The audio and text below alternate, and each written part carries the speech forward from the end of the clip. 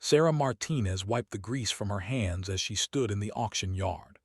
Around her, fancy businessmen in suits laughed and pointed at the old shipping containers lined up for sale. They were looking for treasure, for something valuable hidden inside these rusty metal boxes. But Sarah, she was different. She wasn't here for treasure. She was here because she needed a cheap storage space for her tools. At 23 years old, she ran her own small auto repair shop, and money was always tight. "Look at her," one man whispered to his friend, loud enough for Sarah to hear.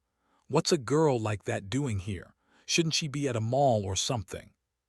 Sarah ignored them. She had heard worse. Being a female mechanic meant people doubted her every single day. Customers would walk into her shop, see her, and ask to speak to the real mechanic. It hurt sometimes, but Sarah had learned to let her work speak for itself. The auctioneer's voice boomed across the yard. "Next up, we have container number 47, found abandoned at the port 5 years ago. No one claimed it. Starting bid is $500. Sarah looked at the container. It was covered in rust and dents. The paint was peeling off in large chunks. One side had a huge scrape like something had tried to break in, or maybe break out. 500, a man in an expensive suit called out. 600, another voice shouted. Sarah bit her lip. She had saved exactly $800 for this. It was supposed to be simple: buy a cheap container, use it to store her extra parts and tools. But now these rich guys were driving up the price. 700, someone yelled. The auctioneer looked around. 700 going once, going twice. 800, Sarah's voice came out stronger than she felt inside. The businessmen turned to look at her. One of them laughed. "Sweetheart, you don't want that rusty piece of junk, trust me." But something in Sarah's gut told her to keep going.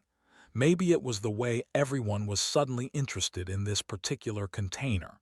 Maybe it was the weird feeling she got when she looked at it. Or maybe she was just tired of being pushed around. 800 to the young lady, the auctioneer called. Going once, going twice, sold. As Sarah walked up to pay, she heard whispers behind her. "Stupid girl, wasted her money. Probably doesn't even know what she bought. I wanted that one. There might have been something good inside." That last comment made Sarah's heart beat faster. Why did they want this ugly, rusty container so badly? What did they think was inside? 3 days later, Sarah stood in front of her new purchase. The shipping company had dropped it off in the empty lot behind her repair shop. In the daylight, it looked even worse than at the auction.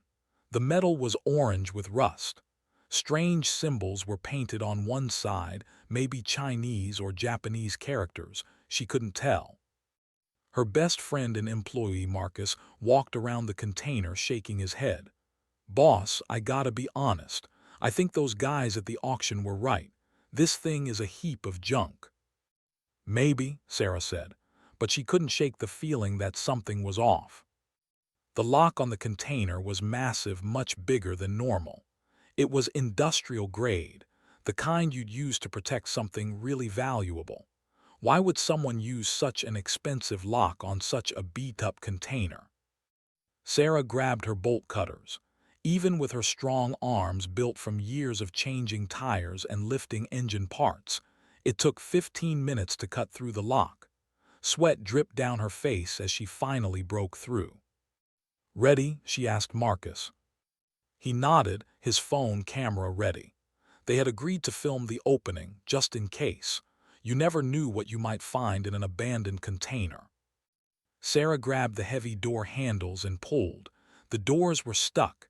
She pulled harder. Finally, with a loud screech of metal on metal, the doors began to move. A smell hit them immediately. Not a bad smell, more like old paper and dust. Like opening a library that had been closed for years. Sarah pulled out her flashlight and pointed it inside. "Oh my God," Marcus whispered. The container was completely empty. Well, almost empty. In the very back corner, covered in dust, sat a single small wooden box. It was about the size of a shoebox, made of dark wood with metal corners. "That's it," Marcus said, disappointed. "We broke our backs getting this thing here for a tiny box." But Sarah was already climbing inside. Something about that box called to her. She walked across the metal floor, her footsteps echoing in the empty space. When she reached the box, she noticed something strange. While everything else in the container was covered in dust and rust, this box looked almost new, protected somehow. She picked it up carefully. It was heavier than it looked, much heavier. "Bring it out into the light," Marcus said. "I can't see anything in there." Back outside, Sarah set the box on her workbench. There was no lock on it, just a simple latch. Her hands were shaking as she opened it. Inside, wrapped in old cloth, were three things: a thick envelope, a small leather notebook, and a heavy object wrapped in more cloth. Sarah opened the envelope first. Inside was a letter, written in neat handwriting on yellowed paper. "To whoever finds this box, my name is Robert Chen. If you are reading this, then I am most likely gone. The container you purchased at auction was not abandoned by accident. I put it there on purpose. Inside this box you will find my life's work and the proof of something that powerful people tried to hide. They tried to silence me. They tried to buy me off. They tried to scare me. But I refused to let the truth die. Guard this carefully. Trust no one. Especially not anyone from Meridian Industries." Sarah's blood ran cold. Meridian Industries was the biggest company in their city. They made parts for cars, planes, and military equipment. They employed thousands of people, and everyone knew their CEO, Richard Blackwell, was one of the richest and most powerful men in the state. "What does it say?" Marcus asked. Sarah handed him the letter. While he read, she unwrapped the heavy object. It was a small external hard drive, sealed in a waterproof case. The leather notebook was filled with dates, numbers, and notes. Sarah flipped through it quickly. Words jumped out at her: falsified safety reports, bribed inspectors, defective parts, cover-up. "Sarah," Marcus said, his voice worried. "Maybe we should just put this back. This sounds dangerous." But Sarah was reading the notebook more carefully now.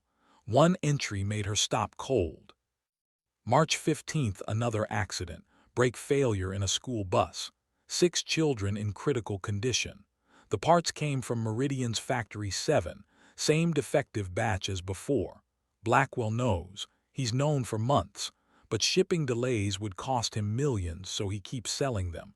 How many more have to die before someone stops him? Sarah felt sick. Her shop used parts from Meridian Industries. She had installed their brakes on dozens of cars, including her own mother's car. "We need to see what's on this hard drive," she said. "Are you crazy?" Marcus stared at her. "The letter says to trust no one. If this Robert Chen guy was scared enough to hide this in a locked container, then we should be scared too." Sarah understood his fear. She felt it too. But she also remembered being a little girl, watching her father die in a car accident caused by faulty brakes. The company that made those brakes had claimed it was driver error. They never paid a penny. They never admitted fault. She wasn't going to let that happen again. "I'm taking this to the police," Sarah said. "And if the police are bought off too?" Marcus asked. "Rich guys like Blackwell have friends everywhere." He was right. Sarah needed to think this through carefully. That night Sarah couldn't sleep. She sat at her kitchen table, the hard drive plugged into her old laptop. The files were encrypted, but Robert Chen had left the password in his notebook, Justice 47. When the files opened, Sarah's heart sank. There were hundreds of documents, test reports showing dangerous defects in brake lines, engine parts, and fuel systems. Emails from Richard Blackwell himself, ordering his managers to ship the defective parts anyway. Photos of accidents. And worst of all, a list of government inspectors who had been paid to look the other way. 3 names on that list made Sarah's stomach turn. One was the city's police chief. Another was a federal safety inspector. The third was Judge Morrison, who handled most corporate cases in their region. Marcus had been right. Blackwell's influence reached everywhere. Sarah spent the next 3 days trying to figure out what to do. She made copies of everything and hid them in different places, one at her shop, one at her apartment, one in a safety deposit box at the bank. On the 4th day, she got a visit that changed everything. A black Mercedes pulled up in front of her shop. 2 men in expensive suits got out. One of them was Richard Blackwell himself. Sarah recognized him from the news and billboards around town. "Miss Martinez," Blackwell's voice was smooth and friendly. "I'm Richard Blackwell. Could we have a word?"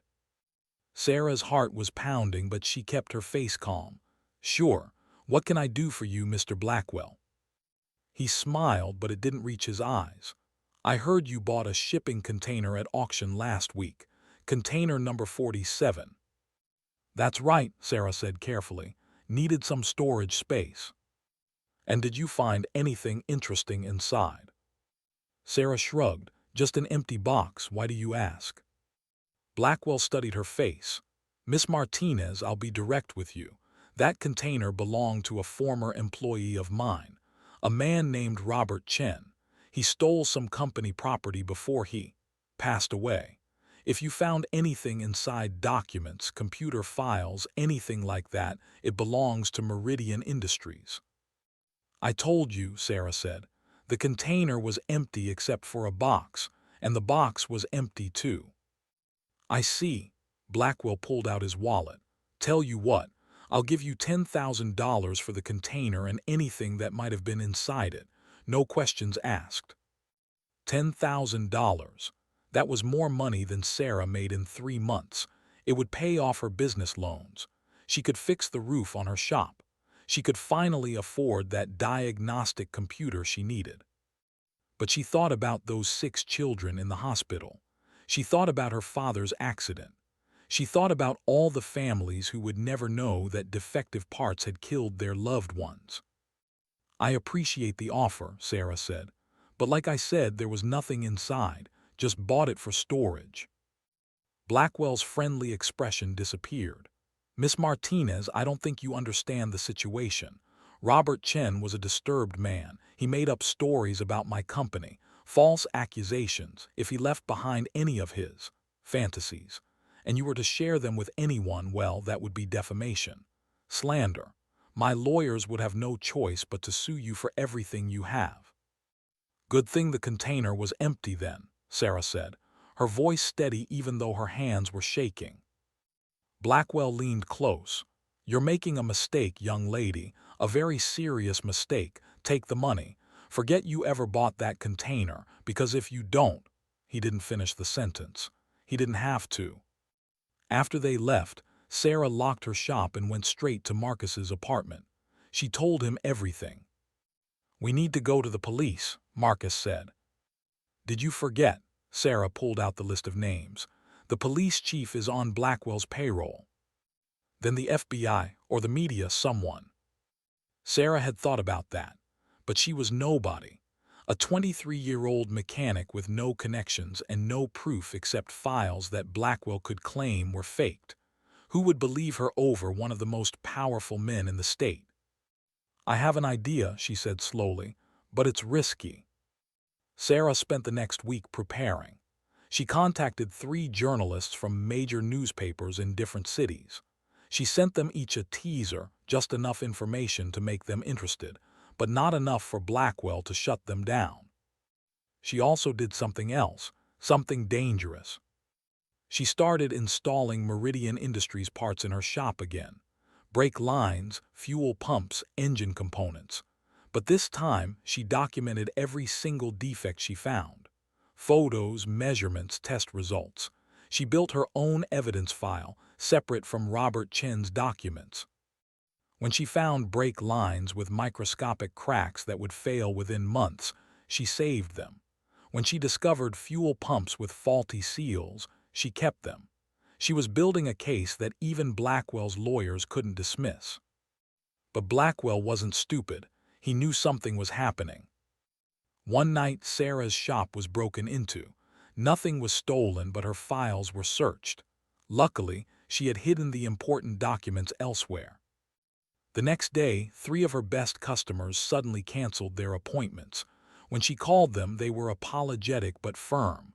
They had found other mechanics. Sarah knew what that meant. Blackwell was using his influence to destroy her business. Then came the threatening phone calls. Late at night, her phone would ring. No one spoke, but she could hear breathing on the other end. Marcus wanted her to stop. "It's not worth it, Sarah. This guy will destroy you." But Sarah couldn't stop. Every time she thought about giving up, she looked at the list of accidents in Robert Chen's notebook. 27 accidents, 43 injured people, 12 deaths, all because of defective parts that Blackwell knew were dangerous. The journalists started publishing their stories. First, a small article in a regional paper, then a bigger story in a state newspaper. The headlines were careful words like allegations and claims, but they were enough. Meridian Industries' stock price dropped. Social media exploded with discussions. Other mechanics came forward, sharing their own experiences with defective Meridian parts. But Blackwell fought back hard. He went on TV, calling the accusations a smear campaign by competitors. He showed glossy presentations with safety statistics. He threatened to sue anyone who spread false information. And he went after Sarah directly. One morning, she arrived at her shop to find the words "liar" spray-painted across her garage door. Her tires were slashed, and there was a note tucked under her windshield wiper. "Last warning, back off or face the consequences." Sarah called the police. They took a report but did nothing. The officer who responded barely looked at the note. Sarah recognized him from Robert Chen's list, another person on Blackwell's payroll. That night, Sarah made a decision. She couldn't win this fight alone. She needed help, real help. She thought about Robert Chen's letter. "Trust no one," he had written. But Sarah realized that couldn't be completely true. Robert Chen had trusted someone. He had trusted whoever would find his box. He had trusted that the truth would eventually come out. Sarah decided to trust too. She called the one person she knew who had the power to fight Blackwell and the integrity to care about the truth. It was a long shot, a huge risk, but she was out of options. 3 weeks later, Sarah walked into the Meridian Industries headquarters. She was wearing her nicest clothes, which wasn't saying much. Her hands were scraped and calloused from years of mechanic work. She didn't belong in this fancy building with its marble floors and expensive art. The receptionist looked her up and down with barely hidden contempt. "Can I help you?"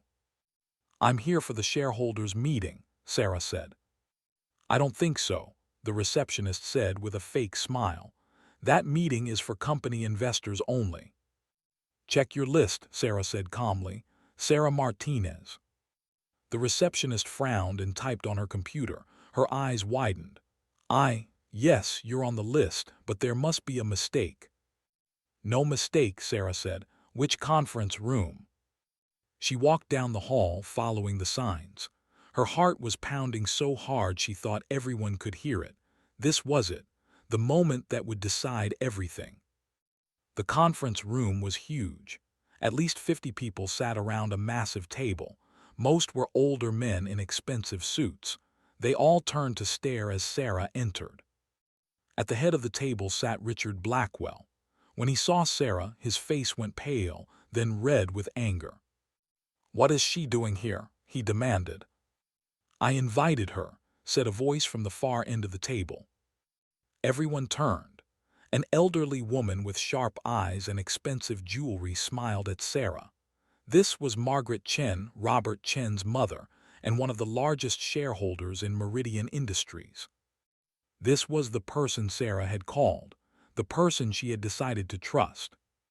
3 weeks ago, Sarah had tracked down Margaret Chen and told her everything. She had shown her the box, the documents, the hard drive. She had explained how Margaret's son had died trying to expose the truth about Meridian Industries. The official story was that Robert Chen had died in a car accident, but Margaret had never believed it. When Sarah showed her the evidence, everything clicked into place. Margaret Chen had spent years trying to figure out what happened to her son. She had used her shares and her money to investigate, but Blackwell had blocked her at every turn. Now, with Sarah's evidence, she finally had the proof she needed. "Miss Martinez is here as my guest," Margaret said firmly, "and as a shareholder." "Shareholder?" Blackwell sputtered. "She's a mechanic, she doesn't own any." "She does now," Margaret interrupted.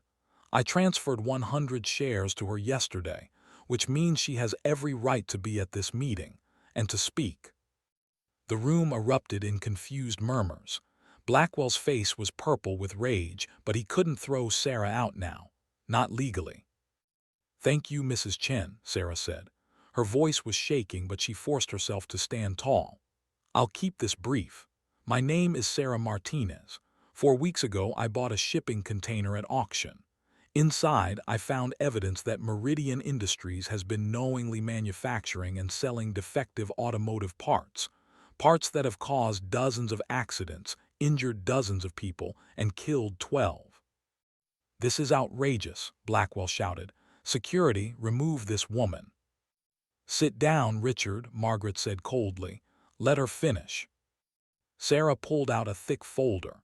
This folder contains copies of internal documents from Meridian Industries, test reports showing critical failures in brake lines, fuel systems, and engine components. Emails from Mr. Blackwell himself, ordering managers to ship these defective parts anyway, and a list of government officials who were bribed to ignore safety violations. She placed the folder on the table. Several shareholders reached for it immediately. "This is all fabricated," Blackwell said. "This girl is part of a plot to destroy this company. Those documents are fake." "Then you won't mind if we have them examined by an independent expert," said one of the shareholders, a silver-haired man in a navy suit. "Or if we cooperate with the federal investigation," added another. "Federal investigation?" Blackwell's voice cracked. Margaret Chen smiled. "Oh, didn't I mention? After Miss Martinez showed me this evidence, I took it straight to the FBI. Not to local authorities, I know you have them in your pocket, but to federal investigators who can't be bought off. They've been building their case for the past 2 weeks. The color drained from Blackwell's face. "They'll be here any minute," Margaret continued. "Miss Martinez was kind enough to delay them slightly so we could have this meeting first. I wanted to give you a chance to resign quietly, Richard, for the sake of the company my late husband built." "I built this company," Blackwell shouted. "Me, I turned it from a small parts shop into a billion-dollar corporation. You can't do this to me." "You killed my son," Margaret said quietly. The room went silent. "Robert tried to tell me what was happening. He tried to warn the board, and when he wouldn't stop, you had him killed. Made it look like an accident, just another faulty brake line."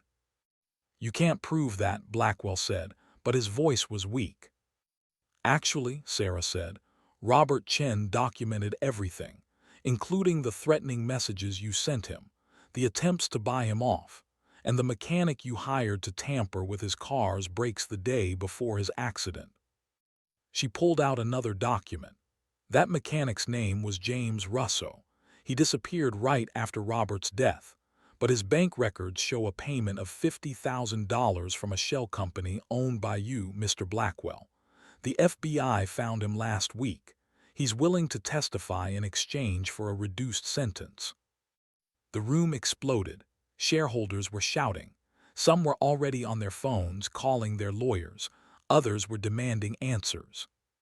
Blackwell stood up, his chair falling backward. "This is a witch hunt. I'm the victim here. This girl and this bitter old woman are trying to frame me." "Then explain the documents," Margaret said calmly. "Explain the emails. Explain the payments. Explain why you've been trying to intimidate Miss Martinez for the past month. Yes, Richard, I know about the threats, the vandalism, the attempts to destroy her business." "I have no idea what you're talking about." The conference room doors burst open. 6 people in FBI jackets entered, led by a stern-looking woman with a badge. "Richard Blackwell," she said. "I'm Special Agent Rebecca Torres. You're under arrest for fraud, conspiracy, bribery, and suspicion of murder. You have the right to remain silent." Sarah watched as they handcuffed Blackwell and led him away. He was shouting about lawyers and false arrests, but no one was listening anymore. After he was gone, the room was quiet for a long moment. Then one of the shareholders turned to Sarah. "Miss Martinez, on behalf of this board, I want to apologize. If we had known—" "You should have known," Sarah said firmly. "Robert Chen tried to tell you, but you didn't listen because you were making too much money. Well, that stops now." Margaret Chen stood up. "I'm calling for an emergency vote. First, to remove Richard Blackwell as CEO, effective immediately. Second, to recall all potentially defective parts and compensate victims of accidents caused by our products. Third, to establish an independent safety review board that includes frontline mechanics like Miss Martinez, people who actually understand how these parts work and what happens when they fail."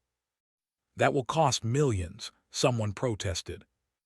"Billions, probably," Margaret agreed. "But it's the right thing to do. My husband built this company on quality and integrity. Richard Blackwell destroyed that reputation.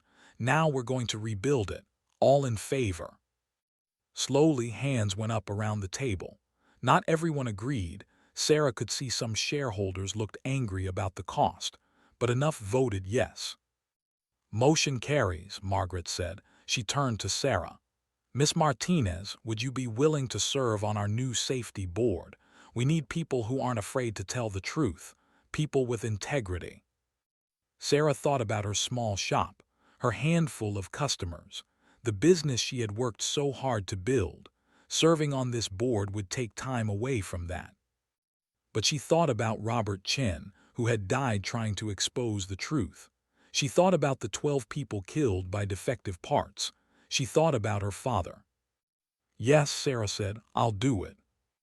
The next 6 months were a whirlwind. Richard Blackwell's arrest made national headlines.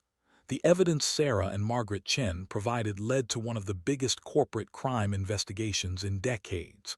The FBI found even more wrongdoing than Robert Chen had documented. Blackwell had been falsifying records, bribing officials, and covering up safety violations for over 10 years. In the end, Blackwell was sentenced to 25 years in prison. Several other Meridian executives went to jail too. The government officials who had taken bribes lost their jobs and faced criminal charges. Meridian Industries recalled over 2 million defective parts. They set up a compensation fund for accident victims. It cost the company nearly $1 billion, and their stock price crashed. But slowly, they began to rebuild their reputation. Under new leadership and with the safety board Sarah had helped create, they implemented strict quality controls. They hired independent inspectors. They were transparent about problems when they found them. Sarah's shop, meanwhile, became famous. After the story broke, customers lined up at her door. Everyone wanted their car checked by the mechanic who took down Blackwell. She had to hire 3 more employees just to keep up with demand. But the best part was the change in how people treated her. No more customers asking to speak to the real mechanic. No more men assuming she didn't know what she was doing. She had earned respect the hard way. Marcus was promoted to shop manager. He deserved it. He had stood by Sarah even when things got scary. Margaret Chen became like a grandmother to Sarah. They met for lunch every week. Margaret told her stories about Robert, and Sarah told her about her father. They had both lost people they loved to corporate greed. Now they were working together to make sure it didn't happen to anyone else. The safety board met every month. Sarah pushed for stronger testing standards and better oversight. Some of the other board members thought she was too aggressive, but Margaret always backed her up. "My son died because people stayed quiet," Margaret would say. "Sarah speaks up. That's exactly what we need." 1 year after buying that rusty shipping container, Sarah received a package in the mail. Inside was a framed photo of Robert Chen standing next to the very same container. He was smiling, giving the camera a thumbs up. There was a note from Margaret. Robert took this photo the day before he hid the evidence. He told me he was putting his trust in the universe, that the right person would find it. He was right. Thank you for being that person, Sarah. Thank you for having the courage to do what's right, even when it was dangerous. Robert would be proud. I know I am. Sarah hung the photo in her office, right next to her mechanic's license. Whenever she had a hard decision to make, she looked at Robert's smiling face. It reminded her that doing the right thing was always worth it, even when it was scary. Sarah sometimes thought about that day at the auction. What if she hadn't bid on Container 47? What if she had let those businessmen buy it? What if she had taken Blackwell's money and stayed quiet? 12 families would never have gotten justice. Robert Chen's death would have remained a mystery, and Blackwell would still be out there, selling defective parts and putting lives at risk. All because of one rusted shipping container that everyone else thought was worthless. Sarah learned something important through all of this. Power doesn't come from money or fancy titles. Real power comes from knowing what's right and having the courage to fight for it, even when you're scared, even when everyone tells you to give up, even when you're just a 23-year-old mechanic and your opponent is a billionaire. Sometimes the most important battles are fought by ordinary people who refuse to stay quiet.